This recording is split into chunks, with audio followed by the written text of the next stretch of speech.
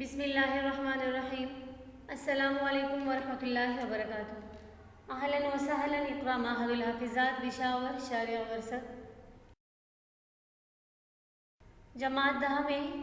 مضمون ہدایت النحو سبق نمبر 11۔ گزشتہ سبق میں اسباب من الصرف کے پہلے 3 اسباب کے بارے میں پڑھ لیا تھا۔ آج کے سبق میں اسباب من الصرف کے چوتھے سبق معرفت سے پڑھیں گے، تو دیکھیں کتاب کی طرف۔ بسم اللہ الرحمن الرحیم۔ اما المعرفة فلا يعتبر في منع الصرف منها الا علمية وتجتمع مع غير الوصف. اما العجمة فشرطها ان تكون علما في العجمة وزائدة على 3 احرف كإبراهيم او ثلاثيا متحرك الاوسط كشطر، فلجام منصرف لعدم العلمية ونوح منصرف لسكون الأوسط. أما الجمع فشرطه أن يكون على صيغة منتهى الجموع، وهو أن يكون بعد ألف الجمع حرفان كمساجد، أو حرف مشدد مثل دواب، أو 3 أحرف أوسطها ساكن غير قابل للحاء كمصابيح، فصياقلة وفرازنة منصرف لقبولهما الحاء، هو أيضا قائم مقام السببين الجمعية ولزومها، امتناع أن يجمع مرة أخرى جمع التكسير فكأنه جمع مرتين. أما المعرفة بہرحال معرفہ فلا يعتبر في منع الصرف منها، بس معتبر نہیں ہے منع صرف میں سے، یعنی اسباب منع صرف میں معتبر نہیں ہے معرفہ میں سے، الا العالمیہ سوائے عالمیت کے، یعنی عالمیت کے علاوہ کوئی دوسرا معرفہ کی دوسری اقسام میں سے کوئی قسم اسباب منع صرف میں معتبر نہیں۔ وتجتمع مع غیر الوصف، اور جمع ہوتا ہے وصف کے علاوہ کے ساتھ۔ اما العجمة بہرحال عجمہ فشرطها ان تكون علما في العجمة، پس اس کی شرط یہ کہ وہ ہو عالم عجمہ میں، یعنی عجمی زبان میں وہ عالم ہو، وزائدة على 3 احرف، اور 3 حروف سے زائد ہو، جیسے ابراہیم، او ثلاثی متحرک الاوسطی، یا ثلاثی ہو لیکن درمیان والا حرف متحرک ہو، جیسے شدر قلعے کا نام ہے، فلجام پس لجام منصرف ہے، لعدم العالمیت عالمیت کے نہ ہونے کی وجہ سے، ونوح اور نوح لفظ نوح منصرف ہے لسکون الاوسطی درمیان والے حرف کے ساکن ہونے کی وجہ سے۔ اما الجمع بہرحال جمع فشرطه، بس اس کی شرط ان یکون کہ وہ ہو علی صیغۃ منتہى الجموع، منتہى الجموع کے صیغے کے وزن کے صیغہ پر، وہ یکون بعد الف الجمع حرفان، اور جب منتہى الجموع کی تعریف بتا رہے کہ وہ ہے کہ ہو الف جمع کے بعد 2 حروف، جیسے مساجد، او حرف مشدد یا ایک حرف مشدد ہو الف جمع کے بعد، جیسے دواب، او 3 احرف یا 3 حروف ہو، اوسطها ساکن، اور درمیان والا ساکن ہو، اور ہا کو قبول کرنے والا نہ ہو، جیسے مصابیح۔ پس سیاقلۃ اور فرازنۃ دونوں منصرف ہے، لقبولہما الحاء ہا کے قبول کرنے کی وجہ سے، ان دونوں کے ہا کے قبول کرنے کی وجہ سے، وهو ايضا قائم مقام السببين، اور وہ اسی طرح 2 سبب و 2 اسباب کے قائم مقام ہوتا ہے، ایک جمعیت کا جمع کا ولزومها، اور ایک لزوم جمع کا، امتناع ان یجمع مرة اخرى، اور وہ منع کرتا ہے کہ دوبارہ اس کی جمع دوسری مرتبہ لائی جائے، جمع تکسیر یعنی جمع تکسیر، فکأنه جمع مرتين، گویا کہ اس کی جمع 2 مرتبہ لائی جا چکی ہے۔ اما المعرفہ اسباب منع صرف میں سے چوتھا سبب معرفہ، تو معرفہ کا لغوی معنی پہچاننا، تعریف مراد ہے یہاں پر، جبکہ اصطلاحی معنی معرفہ اس سم کو کہتے ہیں کہ جو ظاہر معین چیز پر دلالت کرے۔ فلا یعتبر، پس معتبر نہیں ہے منع صرف میں سے، تو یہاں سے غیر منصرف کے سبب بننے کی شرط ذکر فرما رہے کہ معرفہ کے منصرف کا سبب بننے کے لیے شرط یہ ہے کہ وہ معرفہ علم ہو، جیسے عمر ہو۔ اب اس میں ایک سبب معرفہ ہے بصورت علم، یعنی یہ معرفہ کی اقسام میں سے علم ہے، اور دوسرا سبب اس میں عدل تقدیری ہے۔ سوال یہاں پر پیدا ہوتا ہے کہ معرفہ کی تو بہت سی قسم ہیں، یعنی معرفہ کی 7 اقسام ہیں، اور ان 7 اقسام میں سے باقی اقسام کو چھوڑ کر صرف علم کو ہی کیوں اختیار کیا گیا؟ یہاں پر کتاب میں موجود ہے فلا یعتبر فی منع الصرف منها الی العالمیہ، کہ معرفہ کی باقی اقسام میں سے کوئی معتبر نہیں ہے سوائے عالمیت کے، تو علم کو ہی کیوں اختیار کیا اور باقی اقسام کو کیوں چھوڑ دیا گیا؟ تو اس کا جواب یہ دے دیں کہ وجہ یہ ہے کہ معرفہ کی بعض قسمیں تو مبنی ہیں، جیسے مضمرات، اسماء اشارات، اسماء موصولہ کی ہمارے پاس مبنی ہے، بس وہ غیر منصرف کا سبب نہیں بن سکتی، کیونکہ غیر منصرف معرب ہے اور معرب یہ مبنی کی ضد ہے، اور ایک شے اپنی ضد کا سبب نہیں بن سکتی۔ اور اس طرح بعض قسمیں معرفہ کی غیر منصرف کو منصرف یا منصرف کے حکم میں کر دیتی ہیں، جیسے معرفہ جو کہ معرب باللام ہو، اور اس طرح معرب بالاضافہ، لہٰذا وہ بھی غیر منصرف کا سبب نہیں بن سکتی۔ اور رہ گیا ہمارے پاس معرفہ بندا،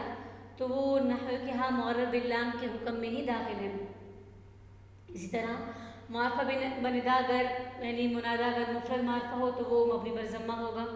اور مبنی غیر منصرف کا سبب نہیں بن سکتا، اور اگر منادا مضاف یا شبہ مضاف ہو تو وہ منصرف یا غیر منصرف کے حکم میں ہو جائے گا، اور اگر منادا نکرہ غیر معین ہو تو وہ معرفہ ہی نہیں، تو جب معرفہ ہی نہیں تو پھر غیر منصرف کا سبب کیسے بن سکتا؟ لہٰذا معرفہ بندا بھی غیر منصرف کا سبب نہیں بن سکتا، تو صرف ایک ہی قسم اس میں رہ گئی اور وہ معرفہ بصورت علم، تو لہٰذا یہی غیر منصرف کا سبب بن سکتا ہے اور باقی اقسام غیر منصرف کا سبب نہیں بن سکتے۔ وتجتمع مع غیر الوصف، اور جمع ہوتا ہے وصف کے علاوہ کے ساتھ، تو معرفہ اسباب منع صرف میں سے وصف کے علاوہ باقی تمام اسباب کے ساتھ جمع ہو سکتا ہے اور وصف کے ساتھ جمع نہیں ہو سکتا۔ وجہ اس کی پیچھے گزر چکی تھی کہ وصف ذات مبہم پر دلالت کرتا ہے جبکہ علمیت ذات معین پر دلالت کرتا ہے، لہٰذا دونوں میں تضاد موجود ہے، دونوں ایک دوسرے کی ضد ہیں، اس لیے وصف اور علم ایک اسم میں جمع نہیں ہو سکتے۔ اما العجمۃ فشرطها ان تكون علما فی العجمہ، بہرحال عجمہ پس اس کی شرط یہ کہ وہ علم ہو لغت عجم میں۔ تو 5واں سبب اسباب منع صرف میں سے عجمہ ہے۔ عجمہ کا لغوی معنی ہے گونگا ہونا، اور اس طرح عجمہ لغت میں کن زبان کو بھی کہا جاتا ہے، یعنی زبان کی لکنت کو، چونکہ غیر عربی زبان بھی بنسبت عربی کی کن ہوتی ہے، اس میں لکنت ہوتی ہے، کیونکہ اس کے مقابلے میں جو عربی زبان ہے اس میں فصاحت ہے، اس لیے باقی زبانوں کو عجمی یا عجمہ کہا جاتا ہے۔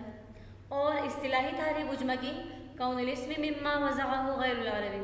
یعنی اسم کا ان کلمات میں سے ہونا جن کو غیر عربوں نے وضع کیا ہو۔ فشرطها ان تكون علما فی العجمۃ، تو عجمہ کے غیر منصرف کا سبب بننے کے لیے 2 شرطوں میں سے ایک شرط کا پائے جانا ضروری ہے۔ پہلی شرط یہ کہ ان تكون علما فی العجمہ، کہ یعنی عجمہ سبب بننے کے لیے علمیت شرط ہے کہ عجمی زبان کے اندر علم ہو،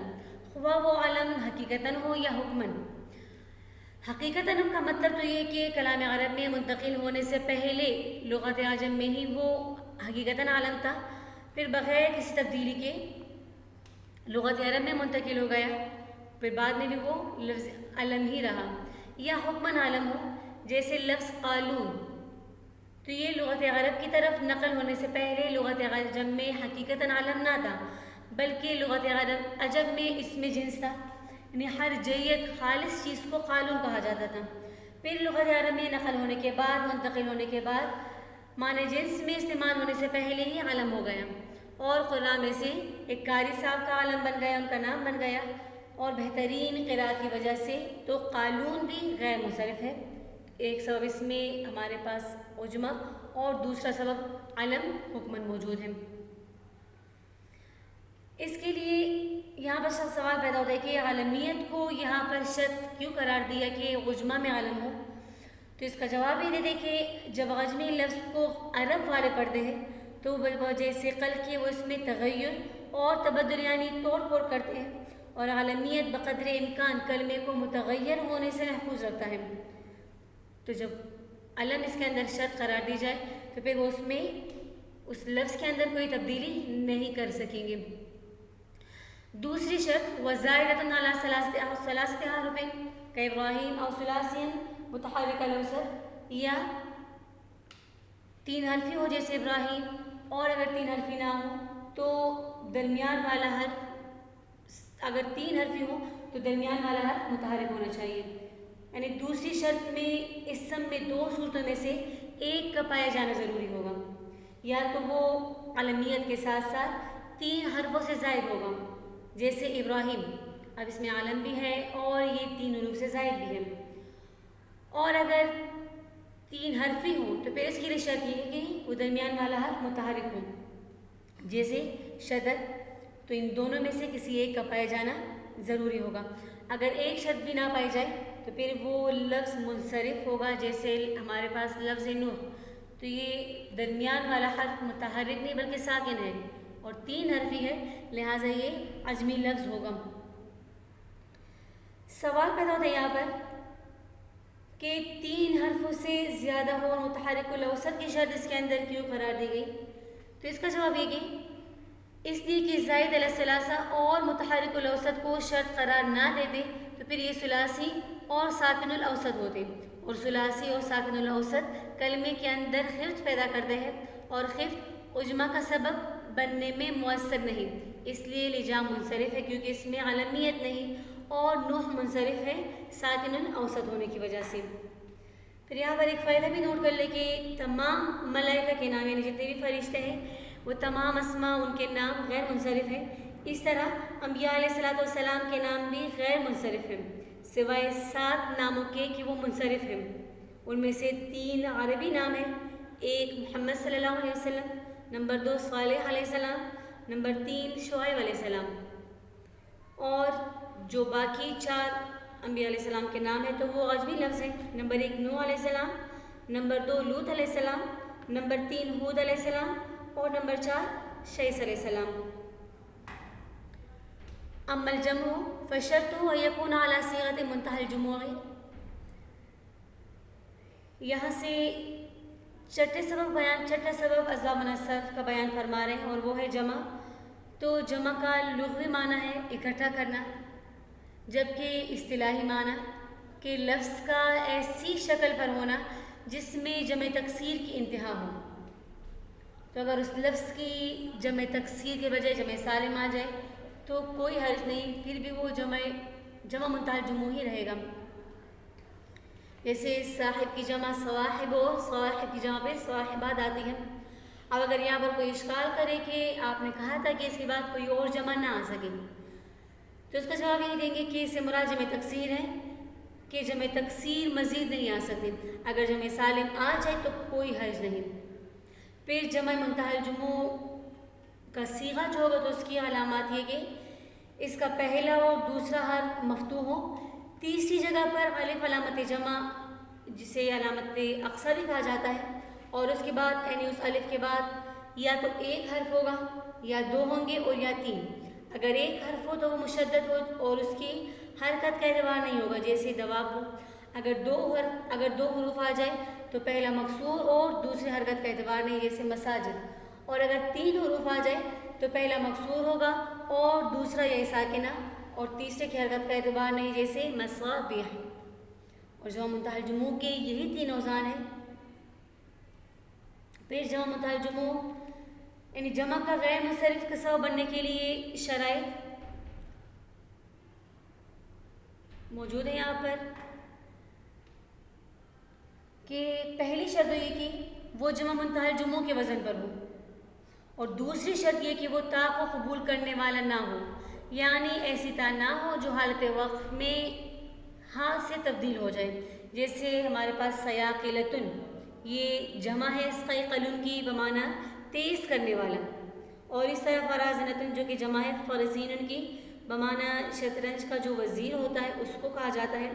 تو یہ دونوں ہمارے پاس منصرف ہیں کیونکہ یہ تائے تانیث کو قبول کرتے ہیں جو کہ حالت وقت میں ہاں سے تبدیل ہو جاتی ہیں۔ سوال یہاں پر یہ پیدا ہوتا ہے کہ جمع منتہی الجموع کو اس کے جمع کے اندر شرط کیوں قرار دیا گیا؟ جواب اس کا یہ کہ جمع زوال کے محل میں واقع ہے، یعنی یہ بھی ہو سکتا ہے کہ اس کے بعد کوئی اور جمع لائی جائے، تو جمع منتہی الجموع کو اس لیے شرط قرار دیا کہ اس کے بعد اس کی کوئی دوسری جمع نہ لائی جا سکے، اور جمع چونکہ ماضی زوال میں ہوتی ہے تو وہ کلمے کو انصراف سے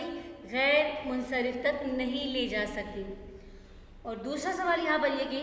تاکہ نہ ہونے کو یہاں پر کیوں شرط قرار دیا، تو جواب یہ کہ اگر اس کے ساتھ تا آ جائے تو پھر اس کی مشابہت مفرد کے ساتھ آ جائے گی، جیسے اس فیاقلتن اور فرازرتن یہ جمع ہے، لیکن کراہیتن اور قواہیتن یہ مفرد ہے، اور مفرد کے ساتھ مشابہت کی وجہ سے پھر اس میں کمزوری پیدا ہو جاتی ہے، جس کی وجہ سے یہ کلمے کو انصراف سے